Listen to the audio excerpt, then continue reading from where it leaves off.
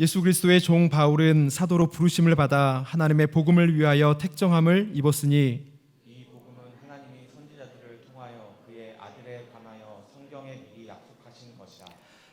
그의 아들에 관하여 말하면 육신으로는 다윗의 혈통에서 나셨고 성경의 영으로는 죽은 가운데서 부활하사 능력으로 하나님의 아들로 선포되셨으니 곧 우리 주 예수 그리스도시니라.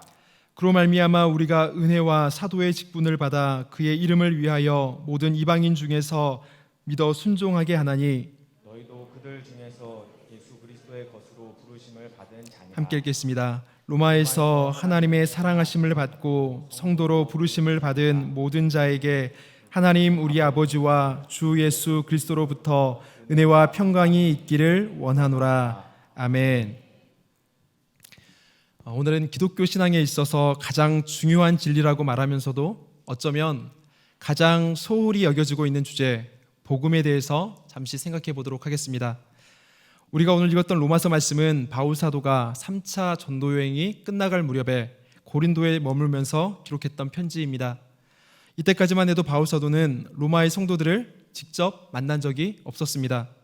개인적인 친분이 있었던 것도 아닙니다. 그런데 로마의 성도들을 생각할 때마다 꼭 전하고 싶었던 메시지, 반드시 꼭 전해야만 했던 그런 메시지가 있었기 때문에 바울 사도는 지금 이 편지를 쓰고 있는 것입니다. 당시 로마 지역은 다수의 이방인 성도들과 그리고 소수의 유대인 성도들이 모여서 함께 교회를 이루고 있었습니다. 그러다 보니 교회 안에서는 여러 가지 문제들이 나타나고 있었습니다. 예를 들면 이런 겁니다.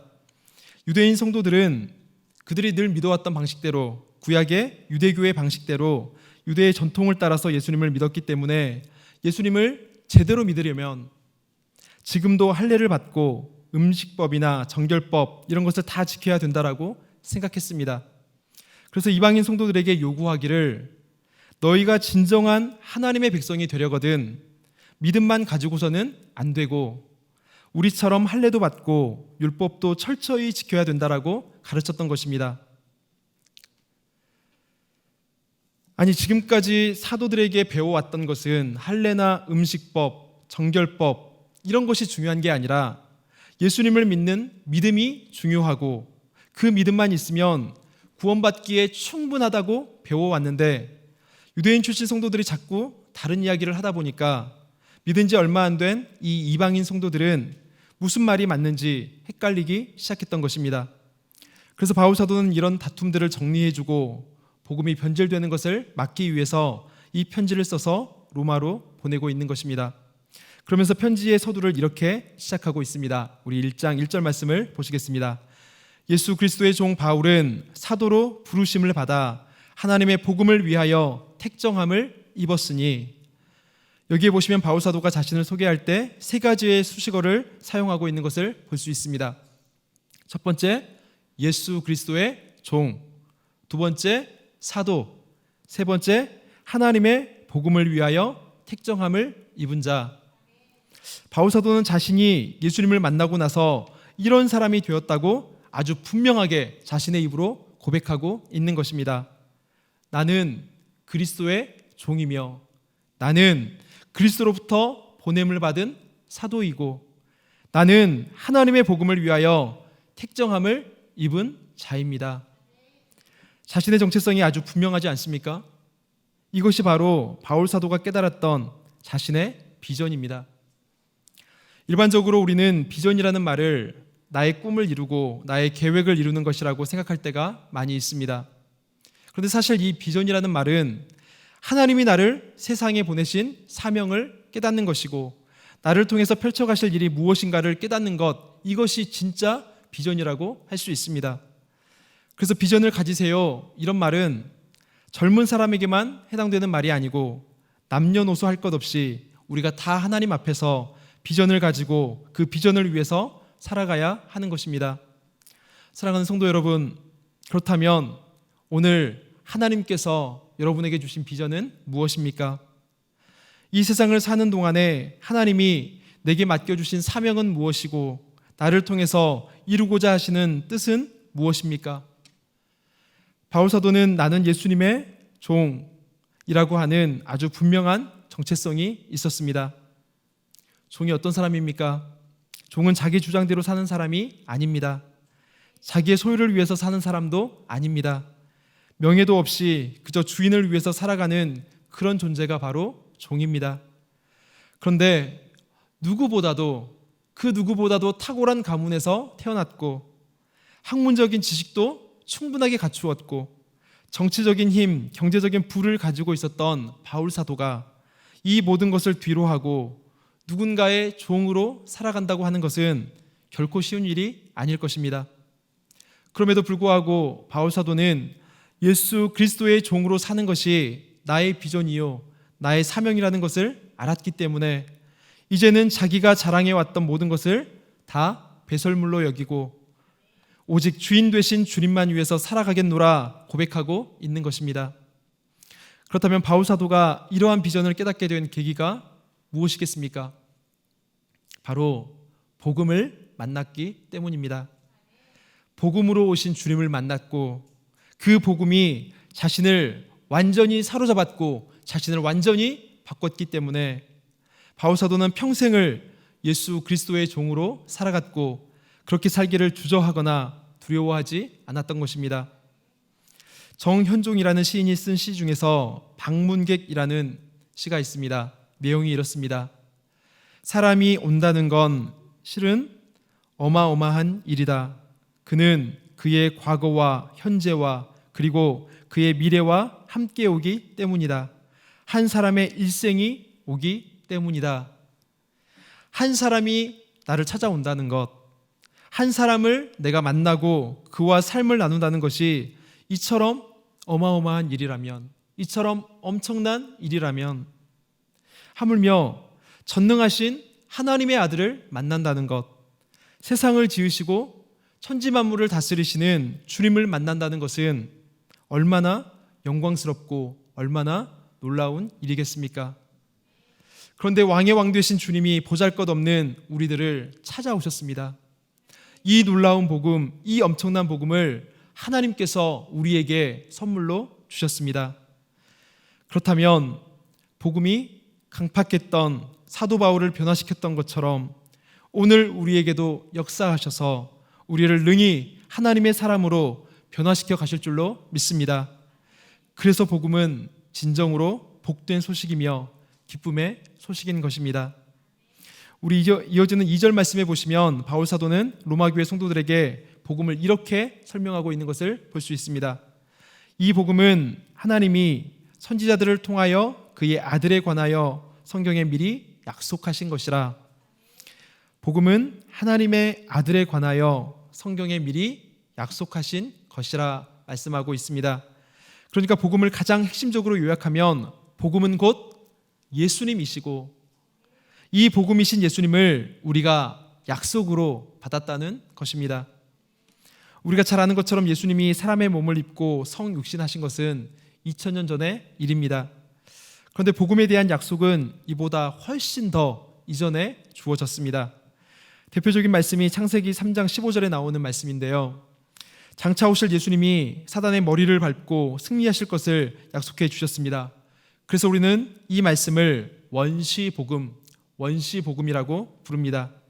내가 너로 여자와 원수가 되게 하고 내 후손도 여자의 후손과 원수가 되게 하리니 여자의 후손은 내 머리를 상하게 할 것이요 너는 그의 발꿈치를 상하게 할 것이니라.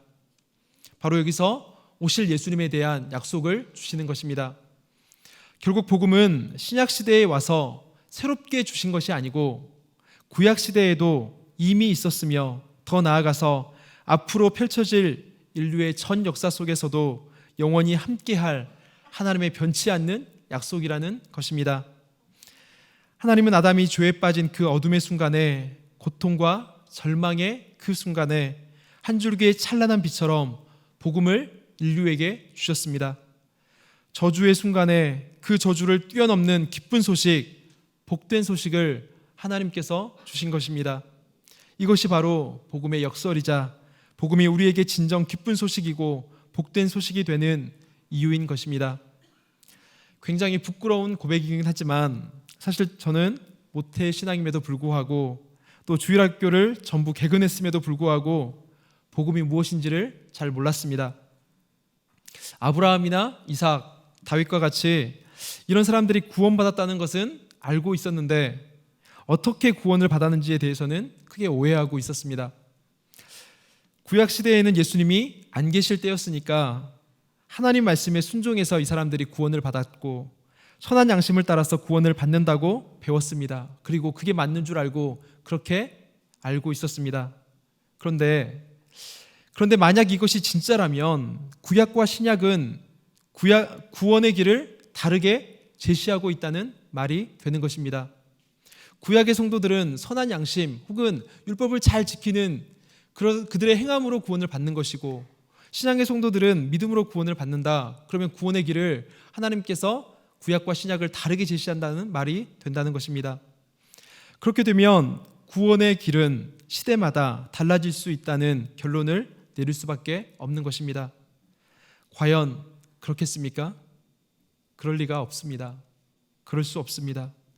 아브라함도 이삭도 다윗도 다 한 가지 길, 오직 믿음으로 구원을 받았습니다. 이 말은 이들이 다 하나님의 약속을 믿고 하나님의 약속을 붙잡는 믿음 때문에 하나님께서 주신 그 구원을 누릴 수가 있었다는 것입니다. 여자의 후손이 와서 반드시 너희를 구원할 것이다. 이 약속을 이루기 위해서 내가 너의 후손을 별과 같이 많게 하고 바닷가의 모래와 같이 많게 할 것이다. 너의 후손이 결코 끊어지지 않게 할 것이다. 아브라함은 사라의 태가 끊어지고 소망이 다 끊어져 버렸던 그 순간에도 끝까지 하나님의 약속을 믿고 붙잡았기 때문에 하나님이 이것을 그의 의로 여기셨다는 것입니다. 너무나도 당연한 이야기이지만 결국 구원의 방법은 신약과 구약이 동일한 것이고 인류의 전 역사 가운데 하나님은 단 하나의 길, 믿음으로 구원 얻는 방법만을 우리 가운데 허락해 주셨던 것입니다. 그런데 제가 어린 시절에 이해했던 것처럼 만약에 구약시대 성도들이 율법을 잘 지켜서 그래서 구원을 얻었다거나 또 율법을 못 지켜서 구원을 얻지 못했다라고 한다 그러면 구원은 하나님의 선물이 될 수 없고 인간의 노력의 결과가 될 뿐입니다. 더구나 우리는 율법을 온전히 지킬 수가 없는 연약한 사람들이기 때문에 우리가 율법을 통해서 구원을 얻는다라고 한다 그러면 이것은 하나님의 은혜가 아니라 오히려 하나님의 저주가 되어버리고 마는 것입니다. 구약의 성도들은 하나님이 약속하신 메시아 그분이 오실 것을 기다리면서 하나님의 약속을 붙드는 믿음 가지고 구원을 받았습니다. 또 신약의 성도들은 우리 곁에 오신 예수님이 하나님의 아들이시요 우리의 구원자라는 것을 믿고 그분을 붙들므로 동일하게 구원을 받습니다. 그래서 오직 믿음으로 구원을 받는다. 이것이 하나님이 우리에게 주신 약속이고 우리에게 주신 한없는 위로이자 복된 소식인 것입니다. 우리 3절과 4절 말씀해 보시면 복음은 하나님의 아들에 대해서 성경에 약속하신 내용인데 이 아들이 누구냐를 설명하고 있습니다. 육신으로는 다윗의 혈통에서 나셨고 성결의 영으로는 죽은 자들 가운데서 부활하사 능력으로 하나님의 아들로 선포되셨으니 그분은 곧 우리 주 예수 그리스도이십니다. 우리 3절과 4절에서 바울 사도가 하고 싶은 말이 바로 이것입니다. 하나님이자 인간이신 예수님, 그분이 곧 복음이라는 것입니다. 다시 말하면 복음은 예수님에 대해서 아는 것이 복음이 아니라 복음이신 예수님을 만나는 것, 그것이 복음이라고 말하고 있는 것입니다. 물론 아는 것과 경험하는 것은 서로 밀접한 관계가 있습니다. 문제는 우리가 교회를 수십 년 다녀도 예수님을 지식적으로 아는 것에서만 그쳐버리는 사람들이 많이 있다는 것입니다. 사랑에 대해서 아는 것과 사랑을 경험하는 것은 분명 다른 차원의 이야기가 될 것입니다. 용서에 대해서 아는 것과 그 큰 용서를 경험하는 것도 전혀 다른 차원의 이야기가 될 것입니다. 그렇기 때문에 우리는 예수님을 아는 것에서만 그칠 수 없고 복음이신 예수님을 전인격적으로 경험하는 은혜 속에서 살아가야 하는 것입니다. 그러할 때 주의 권세와 능력이 우리의 능력이 되고 주의 약속에 흔들리지 않는 우리의 소망이 되는 것입니다. 예레미야 29장 13절 말씀에 보면 너희가 온 마음으로 나를 구하면 나를 찾을 것이요 나를 만나리라 라고 약속해 주셨습니다. 무뎌진 우리의 심령 가운데 복음이신 주님이 좌정하셔서 우리를 주의 사랑으로 뜨겁게 하시고 새롭게 하시는 은혜가 있기를 간절히 소원합니다. 우리 마지막으로 한 가지만 더 살펴보고 말씀을 맺도록 하겠습니다. 5절과 6절 말씀에 보시면 복음은 믿음을 통해서 순종에 이르게 한다라고 말씀하고 있습니다. 복음은 믿음을 통해서 순종에 이르게 한다. 순종이 무엇이라고 생각하십니까? 말씀에 순종하라고 할 때 우리는 왜 말씀에 순종해야 하는 것이겠습니까? 순종해서 복 받아야 되겠다. 순종해서 하나님께서 주시는 복을 누리며 살아야 되겠다. 그래서 하는 순종은 사실 하나님이 원하시는 순종의 모습이 아닙니다. 우리는 복 받으려고 순종하는 것이 아니라 믿음으로 그리스도의 종이 된 사람들이기 때문에 기꺼이 그리스도께 순종하는 삶을 살아가야 하는 것입니다. 즉 믿음이 있기 때문에 순종이 있는 것이고 믿음으로 하는 순종이 진짜 순종이라는 것입니다. 결국 믿어 순종한다라고 하는 이 말은 복음을 만나고 복음을 깨달은 사람들에게서 나타나는 자연스러운 반응이 말씀에 순종하는 삶, 바로 그것이라는 것입니다. 왜냐하면 예수님이 나를 위해서 무슨 일을 하셨고 예수님이 나를 어떻게 사랑하셨는지를 우리가 알게 된다면, 그것을 깨닫게 된다면 우리도 그 사랑에 감격하여서 날 사랑하신 주님처럼 나도 주님을 그렇게 사랑하게 되는 것입니다. 누가 억지로 시키지 않아도 자연스러운 반응으로 순종이 나오게 되는 것입니다. 우리는 이 원리를 사도 바울의 삶에서 발견할 수가 있습니다. 잘 아시는 것처럼 초대교회 당시만 해도 주, 주님 이런 호칭은 로마 황제에게 썼던 호칭입니다. 그런데 바울 사도는 나에게는 다른 주인이 있다고 고백하고 있습니다. 나에게 시민권을 주고 안전과 평화와 부를 책임져주는 로마 황제 말고 이제는 나의 생명을 구원하시고 주관하는 새 주인이 계시니 그 예수님이 나의 주님이요 나의 주인이라고 고백하고 있는 것입니다. 사실 이러한 고백, 그냥 쉽게 할 수 있는 고백이 결코 아닙니다. 어쩌면 목숨을 걸어야만 하는 고백이었습니다. 왜 그렇습니까? 나에게는 로마 황제 말고 진짜 주인이 있으니 이제는 내가 다른 주인을 섬기지 않겠다는 그런 고백이기 때문입니다. 그래서 바울 사도가 로마의 시민권도 자신의 부와 명예도 다 배설물로 여겼던 이유가 바로 이것 때문입니다. 예수님 당시에는 유대 나라의 헤롯이라고 하는 왕이 있었고 더 나아가서 로마 제국을 이끌었던 아우구스투스라고 하는 왕이 있었습니다.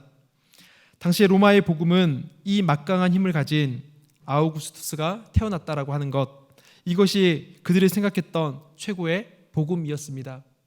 그러니까 이 복음이라는 말은 성경에 나와 있는 기독교인들만 사용하는 그런 단어가 아니고 당시에 수많은 사람들이, 특히 로마인들이 자신들을 구원해 줄 로마 황제가 태어났을 때 그것을 복음으로 생각했다는 것입니다. 그런데 로마의 황제가 아니고 새로운 주인이 있다는 것입니다. 하나님께는 영광이요 사람에게는 평화를 주는 진짜 복된 소식이 우리 가운데 있음을 고백하고 있는 것입니다. 바울이 로마서를 쓸 때는 네로라고 하는 포악한 왕이 지배를 하고 있을 때였습니다. 네로 황제가 곧 그들의 복음이었을 것입니다. 로마가 너희를 지배하게 되면 로마의 힘을 너희가 누릴 수 있을 것이다. 너희가 로마의 시민이 되면 부와 명예를 갖고 힘을 갖게 될 것이다. 이것이 로마의 복음이고 네로 황제의 복음이었을 것입니다. 로마가 추구했던 힘과 권력과 명예, 이런 게 당시 로마 사람들이 생각했던, 그들이 간절히 바랐던 복음이었다는 것입니다. 그런데 바울 사도는 이런 가짜 복음 말고 진짜 복음이 있다라고 말하고 있습니다. 하나님의 복음이라는 것입니다. 로마 황제가 복음이라면 로마 황제가 가지고 있었던 최고의 힘은 무엇이겠습니까? 당시 로마 황제가 복음이라면 그 복음인 로마 황제가 행사할 수 있었던 최고의 힘이 무엇이었겠습니까? 바로 죽이는 것이었습니다. 그런데 예수님이 복음이라면 예수님이 가지고 계신 최고의 힘은 무엇이겠습니까? 생명을 주시고 죽은 생명까지라도 살리시는 것입니다. 죽음을 이긴 부활, 그것이 바로 복음이신 예수 그리스도께서 갖고 계시는 능력입니다. 한번 생각해 보십시오. 죽이는 것은 누구나 할 수 있습니다. 그러나 살리는 것은 아무나 할 수 없는 일입니다. 그렇다면 무엇이 진짜 복음이겠습니까? 황제의 복음, 땅의 복음에만 귀를 기울이면 우리는 죽음의 통치 위에서 살아갈 수밖에 없습니다. 그러나 하나님의 복음, 참된 복음이신 예수님을 만나게 되면 우리는 새로운 생명으로, 주님께서 주시는 새 생명으로 살아갈 수가 있는 것입니다. 바울 사도를 한번 보십시오. 복음을 깨닫고 복음이신 예수님을 주인으로 모시게 되니까 그의 전 인생을 주인이신 예수님을 위해서 살아가게 되었습니다. 주인이신 예수 그리스도의 영광을 위해서 그분의 종으로 사는 것을 결코 주저하지 않았습니다. 복받기 위해서 순종했던 것이 아니고요, 믿음으로 주님을 사랑함으로 순종했기 때문에 세상의 눈으로 보면 절대로 복이 될 수 없는 일인데도 그 일에 순종하며 살아가고 있습니다. 로마서는 로마 교회에 보내는 편지라고 앞서 말씀을 드렸습니다. 세계를 제패하고 있었던 권력자 로마 황제가 있는 로마의 본거지로 편지를 보내면서 바울 사도가 이렇게 기록하고 있습니다. 우리의 주인은 로마의 황제가 아니고 약속을 따라 오신 하나님의 아들, 복음으로 오신 예수님이 우리의 진짜 주인이라고 그들 가운데 선포하고 있는 것입니다. 어떻게 이렇게 복음을 내건 고백을, 이렇게 목숨을 내건 고백을 할 수가 있었겠습니까? 복음이신 예수님을 만났기 때문에 그렇습니다. 로마 황제가 가진 힘은 사람을 죽이는 것에 지나지 않지만 예수님은 죽은 자도 살리시고 병든 자, 상한 자도 고치셔서 영원한 생명을 주시는 분이라는 것을 확실하게 깨달았기 때문입니다. 어디 사도 바울만 그랬겠습니까?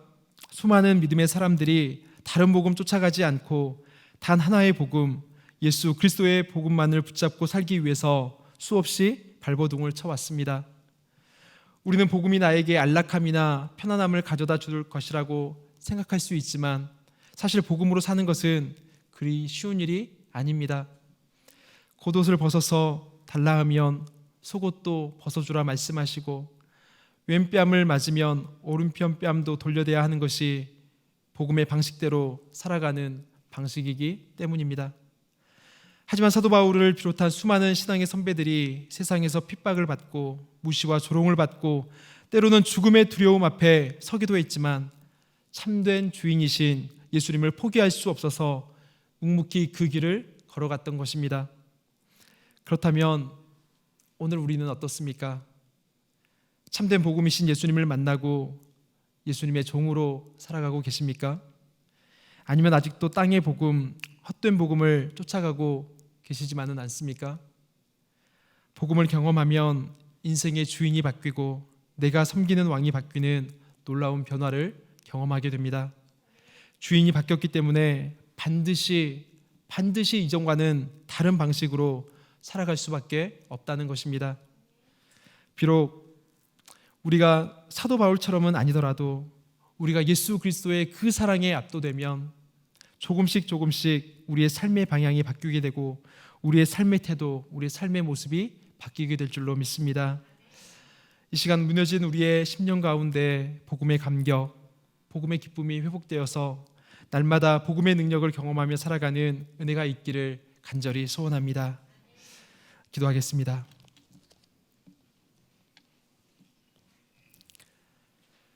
소망 없는 인생들 가운데 찾아오셔서 참된 위로와 소망이 되어주신 하나님 앞에 감사와 영광을 돌립니다. 우리의 삶을 돌아보면 근심과 걱정이 있고 염려와 두려움이 많지만 주께서 우리의 주인 되어주셔서 우리의 형편을 돌보고 계심을 믿습니다. 우리에게도 더 큰 믿음을 더하여 주셔서 복음을 만난 기쁨이 날마다 풍성하게 하여 주시고 믿음의 선진들처럼 우리도 하나님의 신실하심을 맛보며 의지하는 삶 살아갈 수 있도록 복음으로 감격하는 삶 살아갈 수 있도록 은혜를 더하여 주시옵소서. 죄인들의 위로와 소망이 되시는 구주 예수 그리스도 이름으로 기도드립니다. 아멘.